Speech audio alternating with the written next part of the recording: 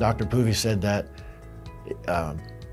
with all the teeth that were bad, it would cost me more to have each individual tooth fixed as opposed to the cost of going to dentures.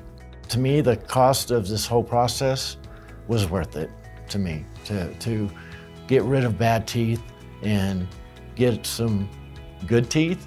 And not only that, but get my smile back. I am more apt to be in front of people now than I was before. I mean, I would hardly smile before because of the severity of badness, I guess, of my teeth. But now it's like, you know, I enjoy smiling. Having the locator fixed, I found that the denture is more solid. I can actually try to move it with my fingers and it does not move. It is permanently solid, as opposed to like my top denture right now, which I'm still waiting for the locator fix procedure on the top. But with the paste, the denture still moves a little bit, even as you chew.